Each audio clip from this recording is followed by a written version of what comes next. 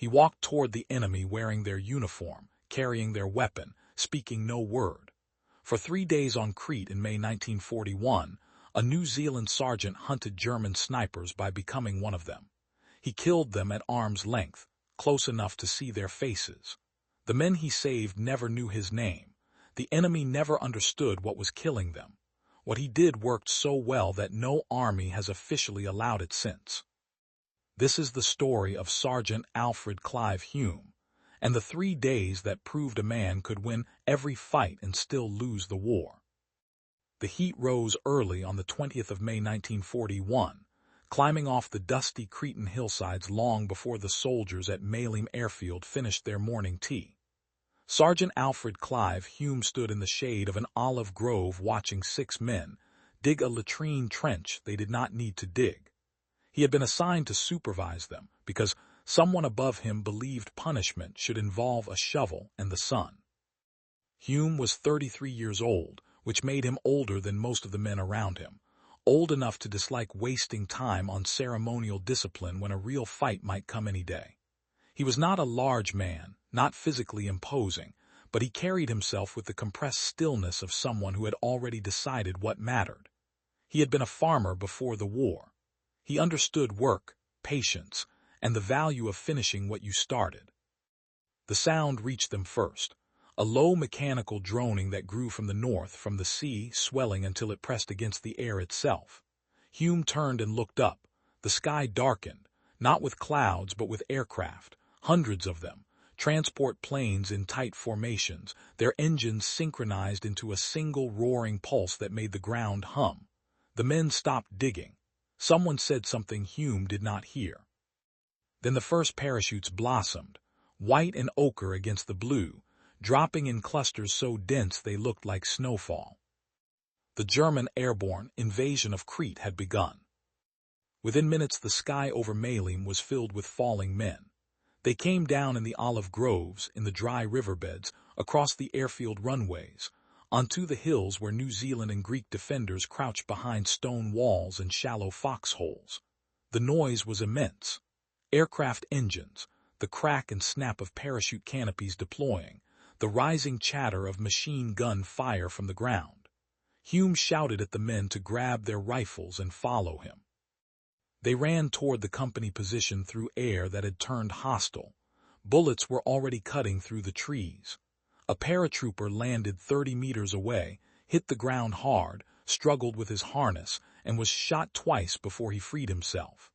Another landed in a tree and hung there, twisting, until someone put a round through his chest.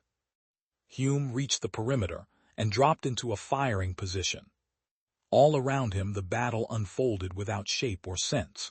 Paratroopers were landing everywhere, some in controlled drops near their supply canisters, others scattered and isolated, cut off from their units before they touched the ground. The Commonwealth defenders had been expecting an airborne assault for days, and their orders were clear. Shoot the paratroopers in the air, shoot them on the ground, shoot them in the trees. Do not let them organize. For the first hours this worked. German casualties were catastrophic. Men died in their harnesses. They died reaching for their weapons. They died trying to drag wounded comrades into cover. The defenders killed them methodically, and the hillsides filled with German dead. But the drop did not stop. More planes came. More parachutes opened. More men fell, and enough of them survived to begin finding each other, forming small groups, locating their supply containers, pulling out machine guns and mortars and ammunition. By midday the battle had shifted. The Germans held scattered positions across the valley. They were experienced, elite soldiers, Fallschirmjäger, trained for exactly this kind of chaos, and they brought something else with them. The snipers came with the second wave. Hume did not see them arrive. No one did. They moved into the landscape and disappeared. The first sign was a man beside Hume who stopped talking mid-sentence and fell backward with a hole in his forehead. The second sign was another man 50 meters down the line who stood up to move and dropped as if his spine had been cut. Then a third. Then 2 more in quick succession. Single shots, precise, fired from concealed positions at ranges where iron sights should not have been effective.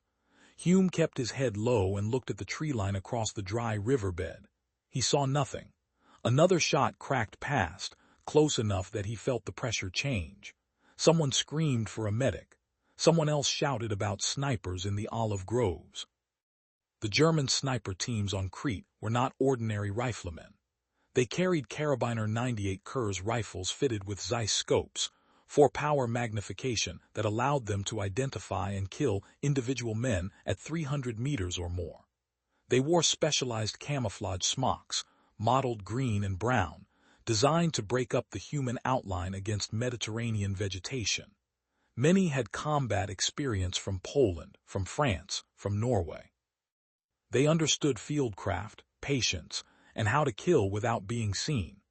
Against them, the Commonwealth forces had standard-issue rifles, minimal sniper training, and defensive positions that offered concealment but not real cover. Over the next 2 days, the German snipers dominated the battlefield. They fired from trees, from ruined buildings, from shallow spider holes scraped into the hillsides. They targeted officers first, then sergeants, then radio operators and machine gunners, anyone whose death would create confusion or weaken a position. They moved frequently, never staying in one spot long enough to be located. Counter-sniper tactics achieved almost nothing. Sending men forward to flush them out resulted in more casualties. Suppressing suspected sniper positions with machine gun fire wasted ammunition and rarely hit anything. The snipers were killing 10, 15, 20 men a day, and there was no effective response. Hume watched this happen. He watched good soldiers become afraid to move, afraid to stand, afraid to look over the edge of their foxholes. He watched defensive coordination break down because officers could not move between positions without drawing fire. He watched men die from wounds that would have been survivable if they could have been reached in time, but no one could reach them because the snipers controlled the open ground. It was not just the casualties.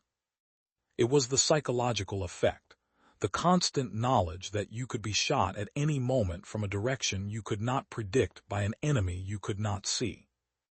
On the 22nd of May, Hume was moving between positions in a drainage ditch when he found the German sniper. The man was alone, separated from his unit, likely lost in the chaos of the initial drop. He had taken cover in a collapsed stone sheepfold at the edge of an olive grove, using the broken wall as a firing position. Hume saw him by accident, a flicker of movement against the wrong background. The German was looking the other way, scanning the valley through his scope, unaware. Hume raised his rifle and shot him once through the side of the head. He approached carefully, rifle ready, but the man was dead. Hume knelt beside him and studied what he saw. The camouflage smock was unlike anything Commonwealth forces wore, covered in irregular patterns that had made the man almost invisible even at close range. The rifle was pristine, well-maintained, the scope mounted securely. Hume picked it up, felt the weight and balance, looked through the optic. The magnification was extraordinary. He could see individual stones on a hillside 400 meters away. He looked down at the dead German, then at the smock. An idea formed, cold and clear, the kind of idea that arrives complete and fully understood. He removed the smock from the body. He put it on over his own uniform. He took the rifle, the ammunition, the scope covers, everything the sniper had carried. Then he walked out of the sheepfold and toward the German lines. What Hume understood, what no one else had tried, was that the German positions on Crete were not organized defensively. They were scattered, chaotic, the result of an airborne drop that had gone badly wrong. Fallschirmjäger units were isolated from each other, operating independently, often unaware of where friendly forces were located. In that confusion, a man wearing a German smock and carrying a German rifle would not be challenged. He would be assumed to be one of them. Hume tested this theory within the first hour. He moved through a section of captured olive grove where German paratroopers had established a strongpoint. He walked slowly, weapon slung, posture relaxed. Men glanced at him and looked away. One nodded. Another gestured vaguely toward the south, perhaps indicating enemy positions, perhaps asking a question Hume did not need to answer. He kept walking. No one stopped him. The realization of what was possible settled over him like cold water. He was walking through the enemy's defensive perimeter and they saw nothing wrong. The smock, the rifle, the simple act of moving with purpose rather than hesitation, these were enough. The Germans expected to see other Germans. Their minds filled in the rest. Hume understood this instinctively, understood that he had found a gap in human perception that no tactical manual addressed. Men see what they expect to see.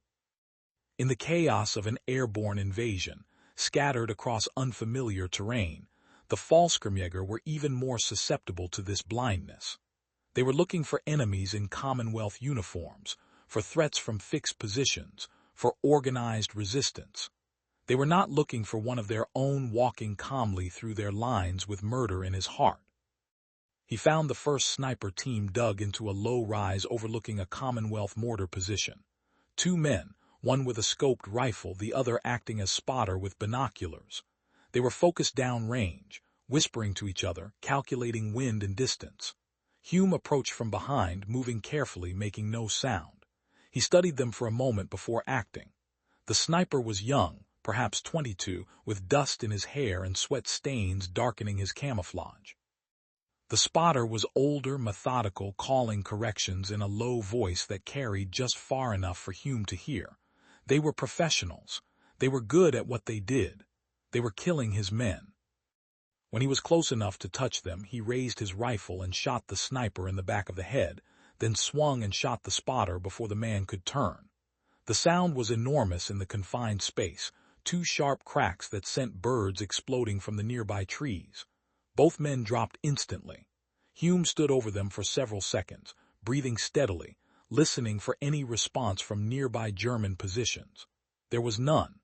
The battle was loud enough that 2 rifle shots meant nothing. He knelt, took their ammunition pouches, checked the sniper's scope for damage, and found it intact. Then he moved away, leaving the bodies where they lay. Other Germans would find them eventually. They would assume Commonwealth soldiers had gotten lucky, had managed a flanking approach. They would not imagine what had actually happened. Hume felt nothing about the killing itself. This was not cruelty or enjoyment. It was the same emotion he had felt slaughtering livestock on the farm, the recognition that some tasks require completion regardless of how you feel about them. These men had been killing his comrades from concealment, using skill and equipment to create casualties the Commonwealth could not afford. Stopping them was necessary. The method did not matter. Over the next 3 days, he repeated this pattern again and again. He would identify a German sniper position through observation, sometimes by watching where fire originated, sometimes by noting where Commonwealth casualties were concentrated.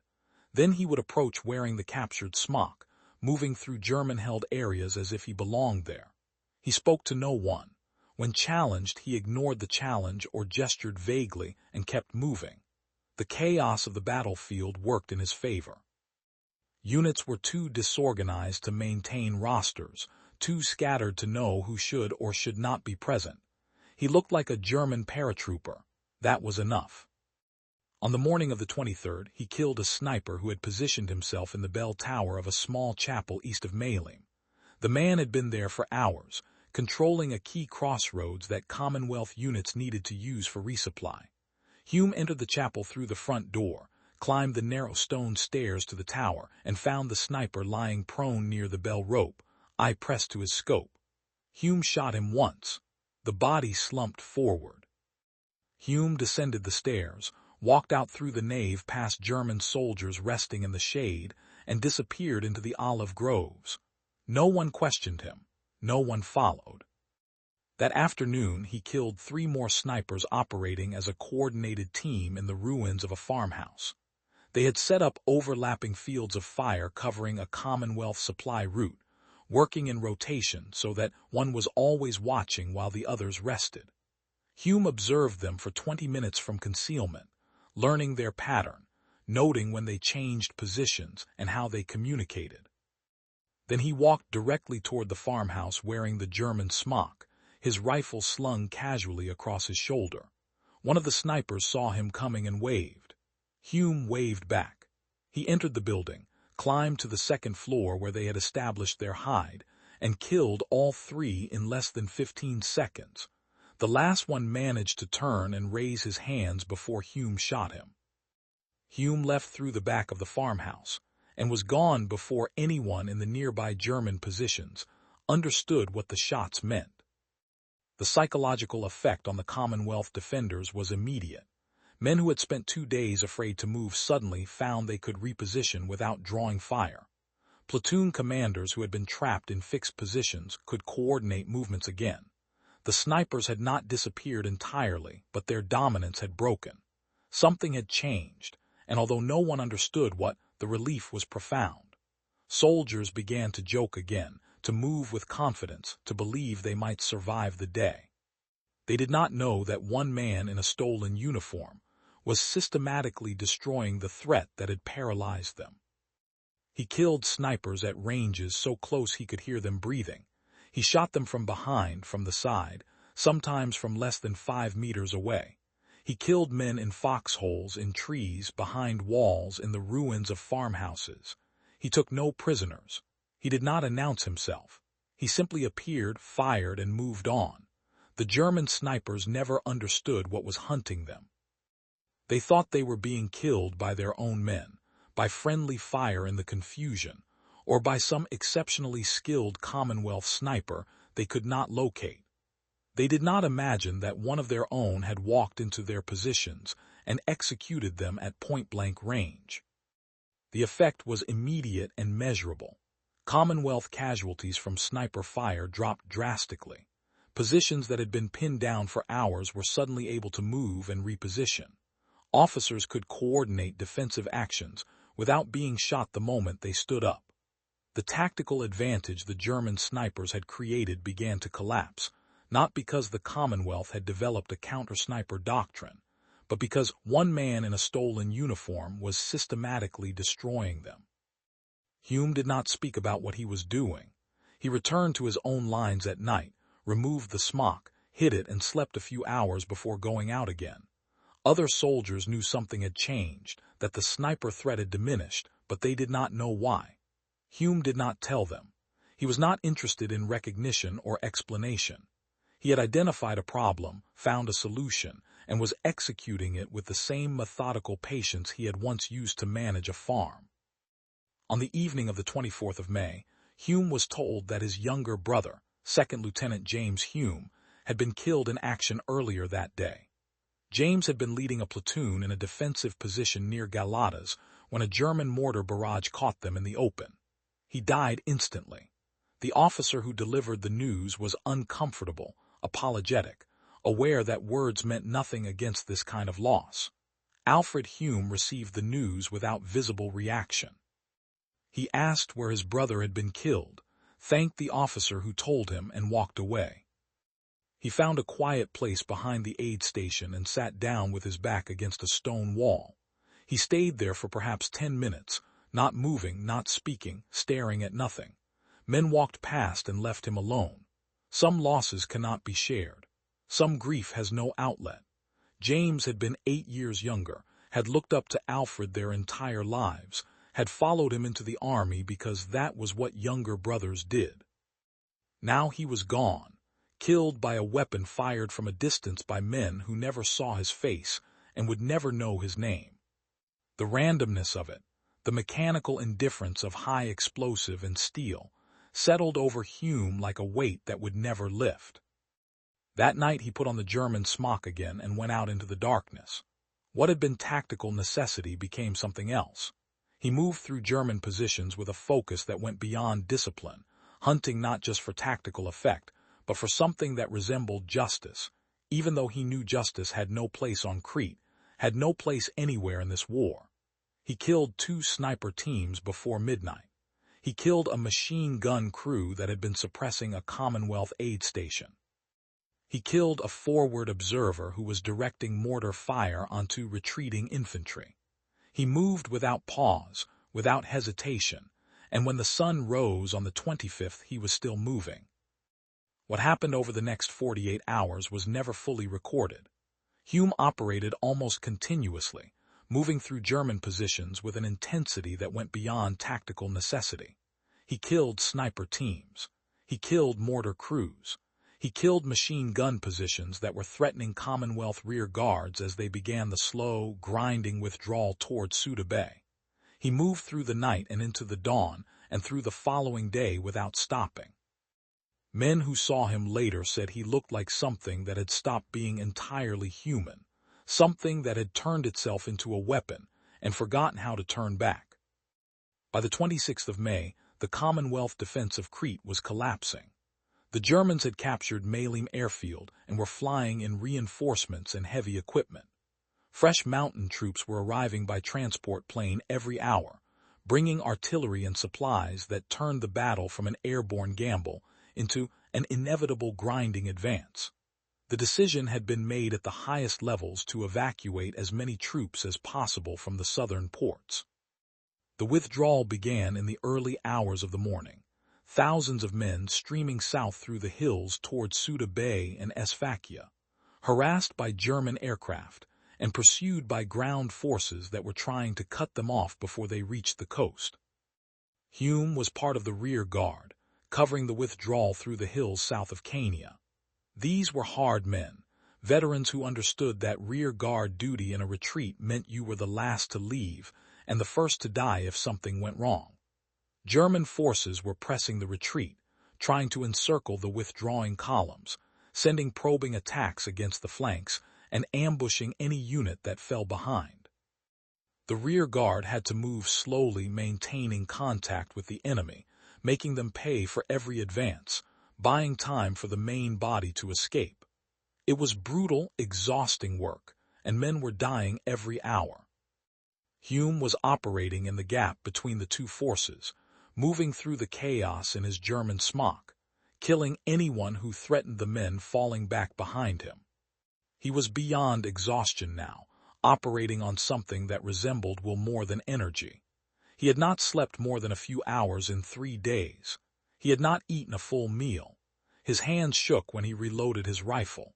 But he kept moving, kept hunting, because stopping meant thinking, and thinking meant remembering his brother, and remembering meant the weight would crush him. He encountered a German sniper team that had positioned itself on a ridgeline overlooking the main withdrawal route. They were systematically shooting men as they moved through a narrow valley, forcing the column to halt and take cover. Hume approached from the flank, moving slowly through thick brush. He killed the sniper and the spotter, then noticed movement further along the ridge. Another team, this one with a mortar, setting up to drop rounds onto the stalled column below. Hume moved toward them. He was 50 meters away when one of the German soldiers turned and saw him. The man shouted. Hume shot him, then shot the man beside him, then ran forward firing as the remaining crew scattered. He killed 3 more before they could organize a response. Then someone shot him. The round hit him in the left shoulder, shattering bone and tearing through muscle. Hume spun and fell, landing hard on the rocky ground. He tried to raise his rifle and realized his left arm was not responding. Blood was spreading across the German smock he wore. He rolled into cover behind a boulder and pressed his back against the stone. The pain arrived a moment later, sharp and overwhelming. He could hear voices, German voices, shouting orders. They were looking for him. He still had the rifle in his right hand. He waited. 2 German soldiers came around the boulder from opposite sides simultaneously. Hume shot the first one in the chest, then swung and shot the second through the neck. Both fell. Hume tried to stand and could not. His legs were shaking. The blood loss was significant. He realized he was going into shock. He also realized that if he stayed where he was, he would either bleed out or be captured. Neither was acceptable. He forced himself upright, leaning against the boulder, and began moving downhill toward the Commonwealth lines. He made it 200 meters before collapsing. A New Zealand patrol found him 20 minutes later, unconscious, still wearing the German camouflage smock, still holding the scoped rifle. They almost shot him before someone recognized his face. They carried him to a field dressing station, then to an evacuation point on the coast. He was loaded onto a Royal Navy destroyer during the final withdrawal from Crete on the night of May 28th.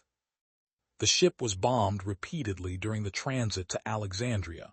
Hume survived. More than 1,700 other men evacuated from Crete did not. His shoulder never healed properly. The bone fragments could not be fully reconstructed, and the nerve damage was permanent. He retained limited use of his left arm for the rest of his life.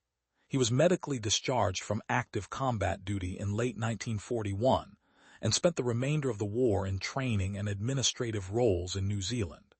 In 1942, he was recommended for the Victoria Cross. The citation was carefully worded, describing his actions in general terms, noting his exceptional courage and initiative in neutralizing enemy snipers during the Battle of Crete. It did not mention that he had done so by disguising himself as a German soldier. It did not mention that he had operated behind enemy lines for 3 consecutive days. It did not mention the specific methods he had used or the number of men he had killed at close range. Hume received the Victoria Cross in 1943. He attended the ceremony, accepted the medal, and returned home. He never spoke publicly about what he had done on Crete. When asked by journalists or historians, he would acknowledge that he had killed German snipers, that the fighting had been difficult, and that he had been fortunate to survive. He did not elaborate. Friends who pressed him for details received vague responses or silence. His family understood that there were things he would not discuss. He returned to farming, married, raised children, and lived quietly in rural New Zealand for the next 40 years. He died in 1976 at the age of 68. His funeral was attended by veterans who still did not fully understand what he had done in the olive groves of Crete. The Battle of Crete was a strategic defeat for the Commonwealth. German forces captured the island and held it for the remainder of the war. More than 3,000 Commonwealth soldiers were killed, over 1,700 died during the evacuation, and 12,000 were captured. The Royal Navy lost 3 cruisers and 6 destroyers evacuating the survivors. The defense had failed. The German victory was complete. Hume's actions, as effective as they were, changed none of this.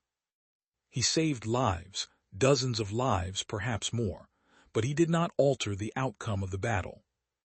What he proved was something the military establishment has never been entirely comfortable acknowledging. He proved that the rules of warfare, the structures of command, the doctrines and regulations that govern how soldiers behave in combat sometimes prevent solutions that work. His method was effective precisely because it violated those rules. He operated alone. He disguised himself as the enemy. He killed men who believed he was one of them. He did not report his actions up the chain of command. He did not request permission. He did not coordinate with other units. He simply identified a problem and solved it in the most direct way possible, regardless of whether that way was officially sanctioned. After the war, military analysts studied what Hume had done. Some argued his tactics should be incorporated into special operations training. Others argued they were too dangerous, too ethically problematic, too likely to result in violations of the laws of war. The debate was never resolved because Hume himself refused to participate in it. He would not teach his methods. He would not write about them. He would not allow himself to be used as an example or a case study. He had done what he believed was necessary, and he had survived, and that was the end of it. No army has officially adopted Hume's tactics since Crete. The use of enemy uniforms in combat is prohibited under the Geneva Conventions. Soldiers who disguise themselves as the enemy forfeit protections as lawful combatants. The risks are considered too high, the moral questions too complex, the potential for abuse too great. Hume operated in a moment of existential crisis, when the rules had already broken down and survival required improvisation. What worked for him in that place at that time has never been repeated. The men he saved never knew his name. The Germans he killed never understood what hunted them. The battle he fought in was lost. The war continued without him. He lived the rest of his life in silence, carrying the weight of 3 days in May when he walked into the enemy's ranks and killed them one by one, close enough to see their faces, close enough to know they never saw his. There is no monument to what he did. There is no doctrine named after him. There is only the medal, the brief citation, and the memory of soldiers who noticed that for 3 days on Crete the snipers stopped killing them and never understood why. Alfred Clive Hume died believing that what he had done mattered to the men beside him, even if it did not matter to the war. He was probably right.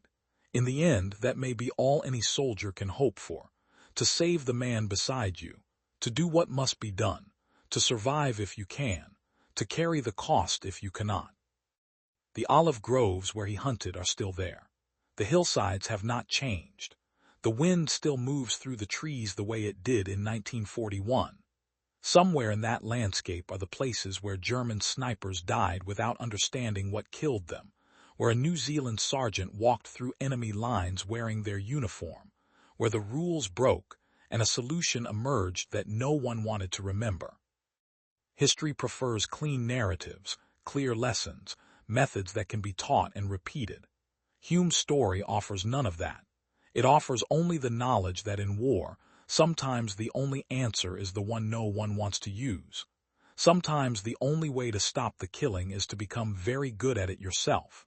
Sometimes you can do everything right, save every life within your reach, and still lose. Whether that matters is not a question Hume ever answered. He left that question for the rest of us. If this story has moved you, if it has made you think about the cost of war, the weight of decisions made under fire, and the men who carry those decisions for the rest of their lives, I would be grateful if you would subscribe to this channel and leave a like on this video. But more than that, I want to ask you a question. Do you believe what Alfred Hume did on Crete changed the outcome for the men he fought beside? Do you believe tactics like his can ever be justified, or should some methods remain unspoken even when they work? Leave your thoughts in the comments. I read every one, and I will see you in the next story.